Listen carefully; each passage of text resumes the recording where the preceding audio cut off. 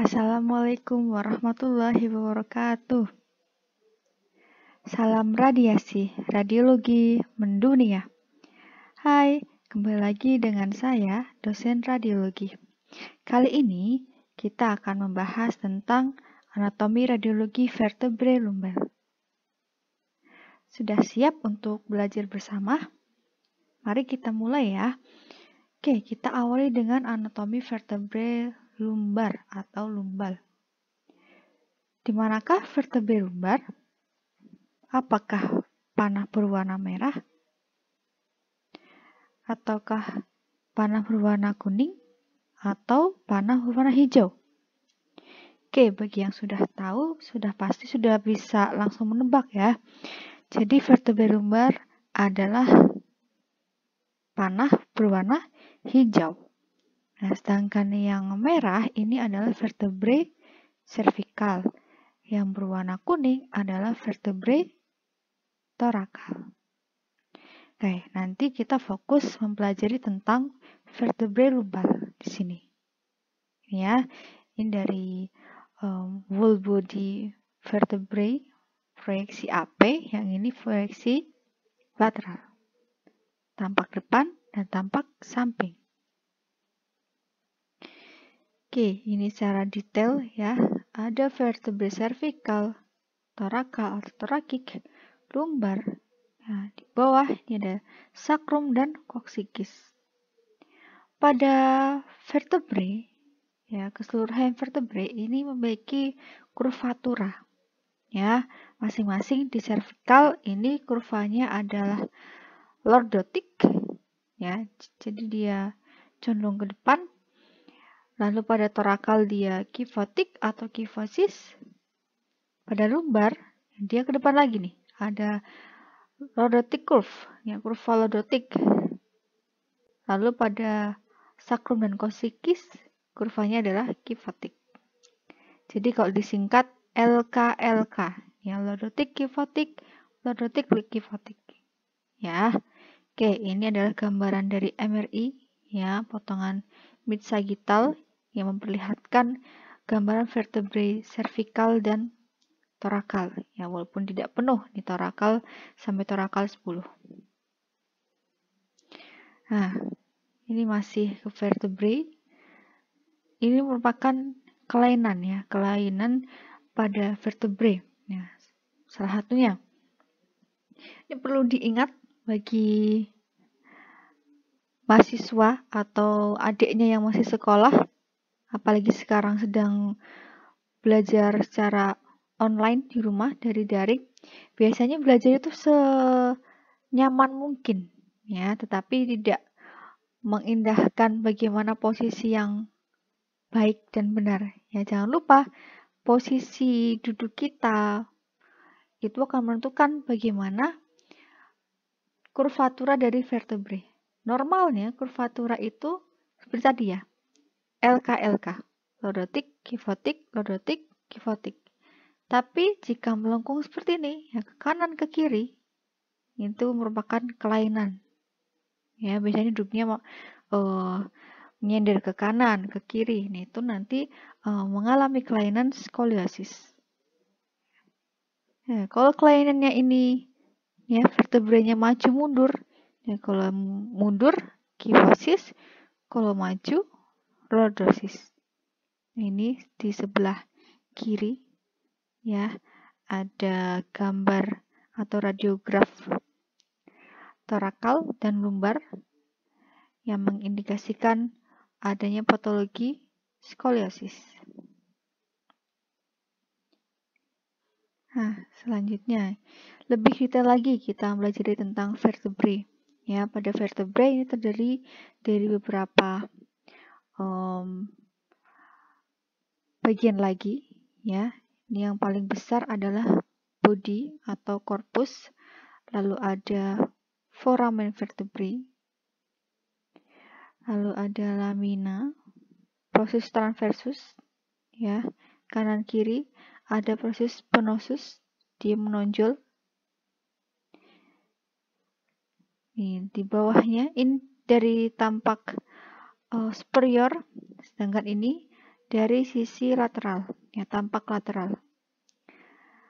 Ada body, tadi ya sama corpus, lalu pedicle, nih sama.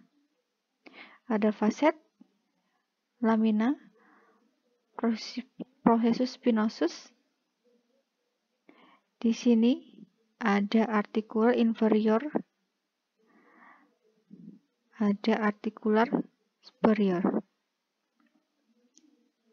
Selanjutnya, kita lebih detail lagi ya, melihat anatomi vertebrae. Ya, di body atau di korpus itu ada komponennya lagi. Ya, ada annulus fibrosus, ada nucleus pulposus.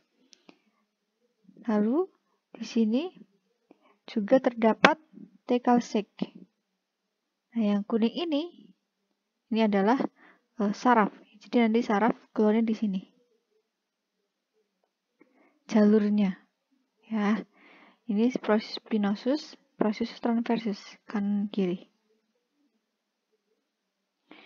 Ini dari gambaran MRI sagittal dari vertebrae lumbar, ya bisa terlihat normalnya seperti ini.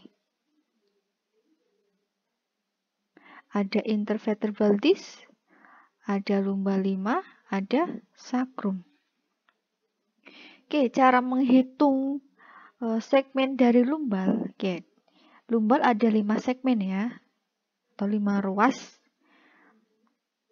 Ini adalah sacrum, jadi kita hitung dari bawah. Kalau sacrum di sini berarti atasnya itu adalah lumbar 5. Lumbar 5, 4, 3, 2, 1. Atas ini torakal 12 dan seterusnya. Gitu ya. Selanjutnya, ini kita lihat langsung bagaimana radiograf dari vertebrae lumbar, tetapi yang normal ya. Oke, ya kita lihat ada 2 radiograf di sini. Radiograf vertebrae lumbar proyeksi AP, yang B di sini, dan radiograf vertebrae lumbar proyeksi PA. Kita lihat, sekilas memang tidak ada perbedaan di sini. Tetapi jika kita lihat secara detail, kita fokus melihat pelvisnya. Ya, pelvis pada radiograf vertebrae lumbar proyeksi AP ukurannya lebih besar. Sedikit lebih besar dibandingkan dengan proyeksi PA. Mengapa? Nah, kita lihat ilustrasi di sini. Untuk proyeksi AP pada vertebrae lumbar, posisi pasien adalah supine. Ya, supine. Sedangkan proyeksi PA, posisi pasiennya adalah prone. Prone ya. Oke. Lalu, letak vertebrae lumbar dan pelvis, dia letaknya lebih jauh dengan image receptor. Kita bandingkan dengan proyeksi PA, pasiennya prone, ini letak lumbar, vertebrae lumbar dengan pelvis, ini jaraknya lebih dekat dengan image receptor. Nah, inilah yang menyebabkan mengapa terjadi sedikit perbedaan di sini, ya dia ukurannya lebih besar. Nah, lalu jika ditanya,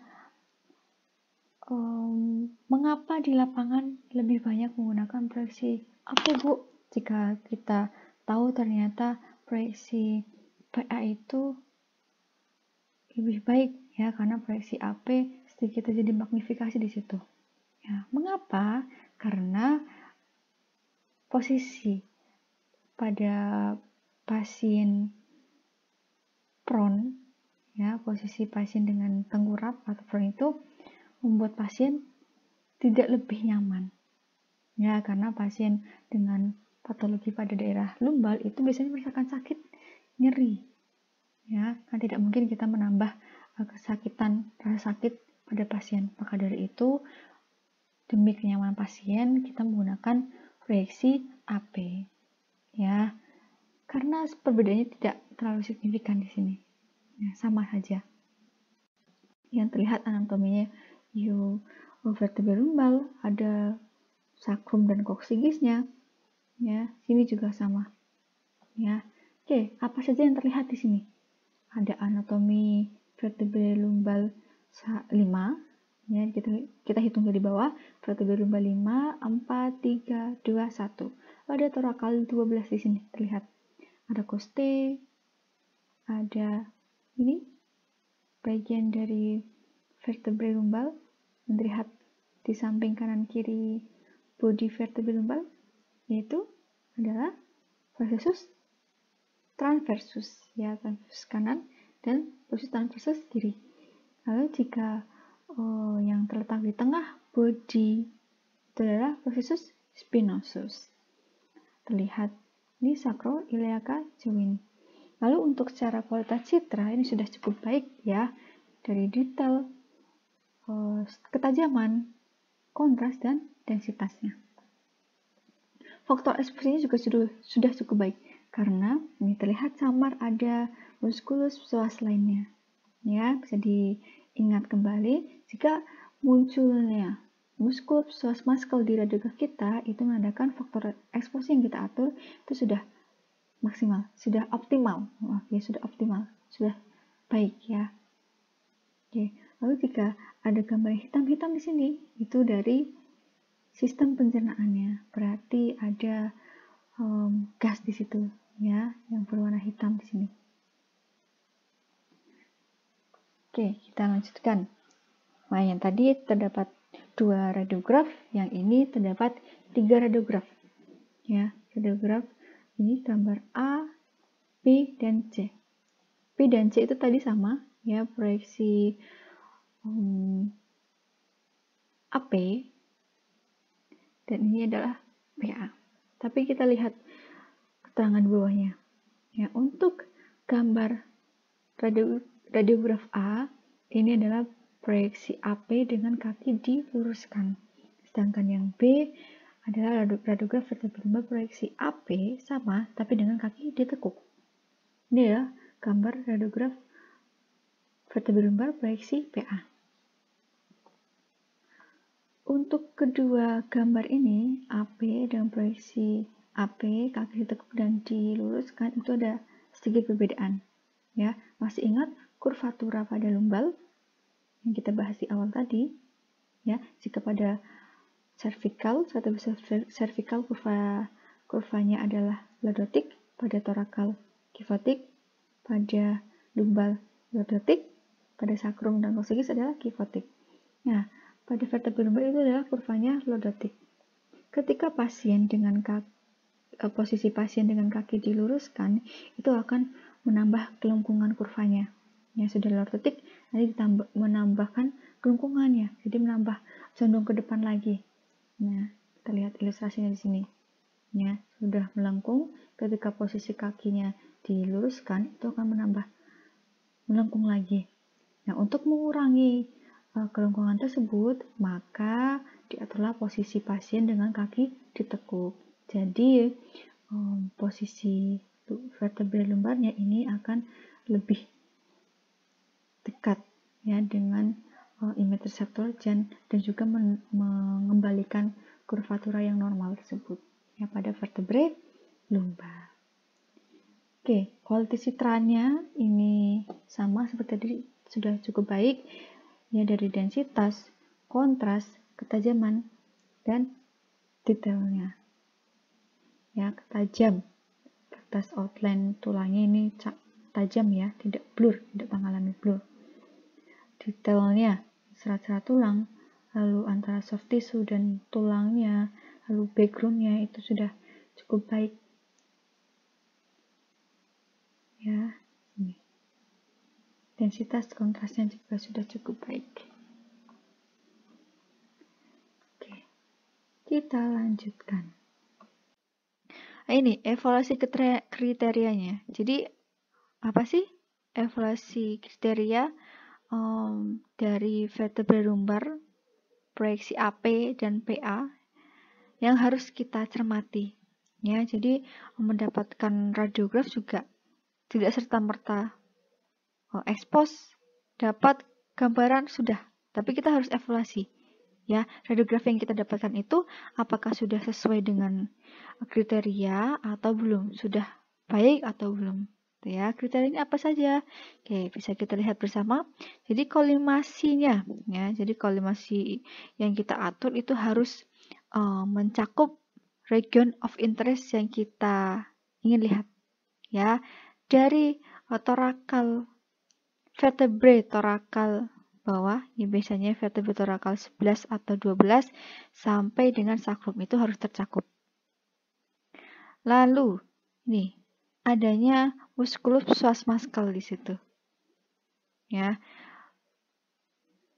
Munculnya musculus psoas muscle di radiograf vertebrae lumbar proyeksi AP atau PA ini menandakan faktor eksposi yang kita itu sudah optimal, sudah maksimal. Ya, jadi tandanya faktor eksposi yang kita atur itu sudah tepat, munculnya musculus psoas muscle. Lalu tidak ada artefak ini nanti di radiograf kita. Selanjutnya, tidak ada rotasi. Tidak ada rotasi ini diindikasikan dengan vertebrae yang simetris, di mana proses spinasus ini terletak pada korpus atau badi dari vertebrae lumbar. Lalu diindikasikan dengan sacroiliac joint, ini terbuka dan berjarak yang sama dari kolumna vertebra. Lalu ini, discus intervertebralis terbuka dan terdapat atau tampaknya soft tissue dan trabekular tulang. Ya, ini adalah evaluasi kriteria radiograf vertebrae lumbar proyeksi AP atau PA. Sama ya untuk dua proyeksi ini. Selanjutnya pada proyeksi lateral. Ya, bisa kita lihat terdapat radiograf vertebrae lumbar dari samping, ya tampak samping proyeksi lateral. Apakah anatominya terlihat? Ya, memang terlihat, tetapi tidak jelas. Ya, apakah blur? Ya, sini. Blur di sini bukan berarti seperti blur di foto ya, yang terlihat dengan jelas. Tapi ini juga blur. Ya, blur ini ditandakan dengan apa? Bahwa batas tegas nih, outline dari tulang, lalu batas tegas antara background dengan soft tissue itu tidak terlihat dengan jelas ya. Jadi bisa dikatakan radiograf ini mengalami blur. Ya. Lalu pertanyaan, mengapa radiografnya secara keseluruhan berwarna putih? Oke, nanti kita bahas ya di slide selanjutnya. Nah, bandingkan dengan radiograf berikut ini. Anatomi dari vertebrae lumbal ya, atau region of interest yang akan kita lihat ya adalah anatomi vertebrae lumbal, ini terlihat lebih jelas di sini. Artinya faktor eksposi yang diatur pada radiograf ini belum optimal. Ya, seharusnya seperti ini ya. Anatomi yang ingin kita lihat, patologi yang ingin kita lihat itu terlihat dengan jelas. Mengapa demikian? Berarti ada pengaturan pada faktor eksposi yang salah. Ya, kalau gambarannya terlalu putih, artinya QV yang kita atur itu terlalu rendah. Ya, daya tembusnya kurang. Biasanya pada vertebrae lumbar, proyeksi AP dan lateral, QV yang kita atur itu berbeda. Untuk proyeksi lateral, itu usahakan lebih tinggi. Ya, karena apa? Karena ketebalan objeknya tentu saja berbeda. Proyeksi lateral lebih tebal dibandingkan dengan pada proyeksi AP. Ini ya, di proyeksi lateral. Pada proyeksi ini, ya pada radiograf ini, proyeksi lateral tampak anatomi dari vertebrae lumbal 5, 4, 3, 2, 1.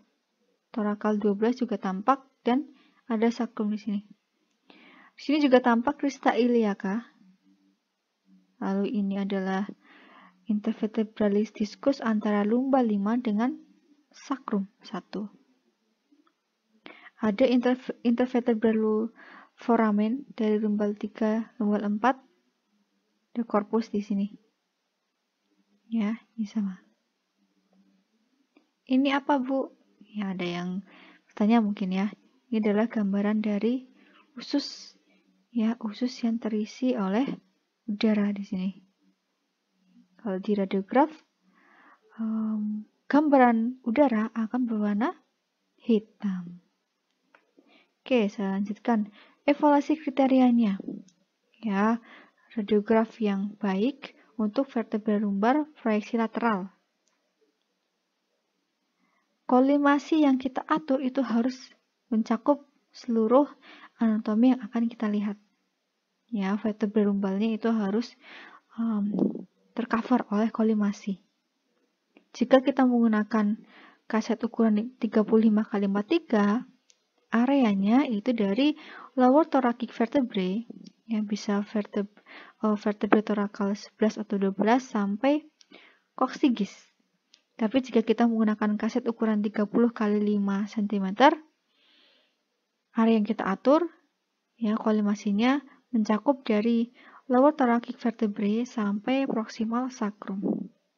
Low vertebrae alignment down the middle of the image. Jadi vertebrae-nya ini terletak pada pertengahan image. Ya. Selanjutnya, tidak ada rotasi. Sama ya, tidak ada rotasi ini diindikasikan dengan superimposed posterior margin of each vertebral body. Jadi saling superposisi ya body vertebralnya. Posterior margin dari vertebral body. Lalu, ya nearly superimposed case of the ilia when the extremity is not angle. Lalu tampak processus spinosus. Ya, selanjutnya intervertebral discus ini membuka dan intervertebral foramen juga membuka dan tampaknya soft tissue dan trabecular tulang. Ini harus tampak ya. Baik, kita lanjutkan. Selanjutnya adalah proyeksi AP oblik, RPO atau LPO. Ada yang spesial di sini. Ya, jadi untuk proyeksi oblik nanti kita akan mendapatkan gambaran Scotty-Dock sign. Ya, jika posisi pasien yang kita atur itu sudah tepat. Ya, ilustrasi posisi pasien yang kita atur seperti ini. Ya, bisa RPO atau LPO. Ya, R right posterior oblique berarti kanan, belakang, oblik, miring yang menempel ke meja pemeriksaan. Sedangkan LPO left posterior oblique berarti sisi bagian kiri, posterior oblique miring, ya kita posisikan miring, itu yang menempel pada meja pemeriksaan seperti ini. Ya, selanjutnya radiografinya. Oke, Scotty-Dock sign ini nanti akan tampak seperti ini. Nah, terdiri dari telinga dibentuk oleh superior articular process di sini. Transversus process, pedicle,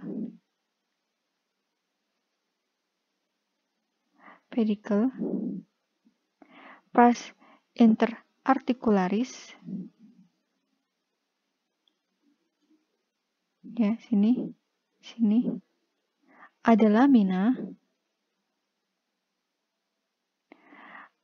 ada inferior articular process, ini. Oke, itu yang nanti akan membentuk Scotty-Dock sign. Ya, jangan lupa kita lihat juga kualitas citranya. Nanti kita bahas di evaluasi kriteria pada proyeksi AP oblik.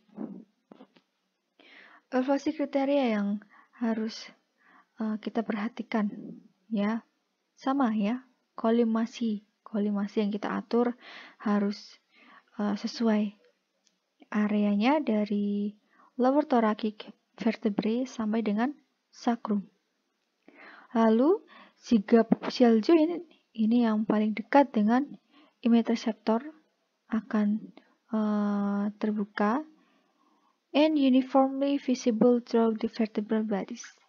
Ya, lalu nih ketika sendinya ini tidak terbuka dan pedicle ini berada pada anterior vertebral body, artinya pasien yang kita atur, ya, posisi pasien yang kita atur itu tidak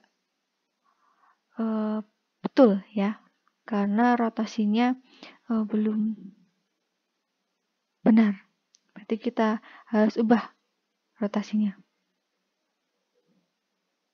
Sudut yang kita atur maksudnya, ya. Jadi pengaturan sudut juga berpengaruh dengan radiograf yang kita hasilkan nanti. Kalau sudutnya belum tepat, nanti scotidoxine-nya tidak akan tampak. Nah, selanjutnya, ketika sendi juga tidak akan muncul pedicle berada di posterior vertebral body, pasien mengalami rotasi yang terlalu banyak. Berarti sudut yang kita atur juga terlalu banyak. Jadi harus diperhatikan nih sudut pengaturan sudut pada proyeksi pemeriksaan vertebrae. Selanjutnya, evaluasi kriterianya. Columnar vertebrae ya, paralel terhadap meja. Lalu tampak juga detail soft tissue dan trabekular tulang. Nah, selanjutnya adalah PA oblik, ya, LAO atau RAO. Left anterior oblique atau right anterior oblique. Ya, sama, nanti akan muncul scotidoxine seperti ini. Nah, ini ya, scotidoxine. Hasil citranya, radiografnya seperti ini. Akan muncul scotidoxine. Evaluasi kriterianya sama seperti proyeksi AP oblik, yang membedakan hanya zygapophyseal joint farthest from the ER. Jadi yang paling jauh, ya, terletak jauh dari image receptor. Sedangkan pada AP, ya, paling dekat dengan image receptor. Yang lainnya sama. Tampak trabekular, kolimasinya, sendi-sendinya yang terbuka, itu sama ya. Nah, proyeksi selanjutnya adalah PA weight bearing method, right dan left bending, ya, bending kanan dan bending kiri. Biasanya untuk pasien dengan patologi skoliosis, kifosis, itu ditambahkan proyeksi ini, ya, dengan posisi pasien berdiri di atas baki table, nah, bending kanan, bending kiri, nanti hasilnya seperti ini. Nah, evaluasi kriterianya, kolimasi yang kita atur, ya, perlu diingat harus mencakup area yang akan kita lihat, ya, dari lower thoracic intervertebral disc space sampai sacrum. Ya, tidak ada rotasi pada pasien ketika posisi bending. Selanjutnya, bending direction correctly identify on the image with appropriate lead markers. Selanjutnya, tampak soft tissue dan trabekular tulang. Oke, kita akan bahas radiograf vertebrae lumbar dengan kasus. Pada vertebrae lumbar, kira-kira patologi yang sering kita jumpai? Ada apa saja ya yang kalian tahu? Oke, mari kita lihat bersama-sama. Yang pertama, ada apakah di sini? Yang patologi apa kira-kira pada graf ini? Oke. Apakah normal vertebrae pada graf ini? Apakah ini juga? Oke ya, jadi ini adalah patologi berupa fraktur dan dislokasi. Ini ada keterangan ini. Fracture and dislocation. Sedangkan yang B ini adalah kompresi fraktur. Jadi sudah fraktur juga ada kompresi. Oke, pada pasien dengan patologi KLL ya, biasanya kondisi pasien itu gawat, darurat, sudah gawat darurat. Artinya kita yang harus pintar-pintar untuk memodifikasi posisi pasien. Maaf, kita harus pintar-pintar memodifikasi modalitas kita. Ya, arah sinarnya, pesawatnya. Kalau untuk posisi pasien itu seminimal mungkin atau bahkan kita tidak lakukan perubahan posisi pasien, ya. Posisi pasien diminimalkan untuk kita atur, kita ubah. Ya, kenapa? Ya karena kalau kita ubah posisi pasien, ya kita atur, takutnya akan memperparah keadaan atau kondisi dari pasien tersebut. Nah, seperti ini contohnya. Ya, pada pemeriksaan vertebrae lumbal, proyeksi lateral pada pasien normal, arah sinar dari vertikal tegak lurus dengan kasat. Ya, sinar datang dari arah depan menembus ke belakang. Ya, vertikal tegak lurus. Ya, dengan posisi pasien tiduran menyamping. Nah, kalau seperti ini, contohnya kasus pasien KLL, kan tidak mungkin kita memiringkan pasien tersebut yang sudah kesakitan, lalu kita mengatur atau mengubah posisi pasien. Jangan ya. Jadi yang kita atur adalah arah sinar dan image reseptornya. Image reseptor kita taruh di samping tubuh pasien, lalu arah sinarnya adalah horizontal. Ya, horizontal CR the top of iliac crest. Ya, jadi horizontal tegak lurus. Nanti hasil gambarannya, ya, radiograf yang kita hasilkan sama seperti proyeksi lateral dengan posisi pada pasien normal. Ya, seperti ini gambarannya. Nah, selanjutnya, radiograf ini dilakukan dengan menggunakan X-ray konvensional. Ya, dihasilkan seperti ini. Radiograf ini sama dengan radiograf vertebrae lumbal untuk pemeriksaan MRI.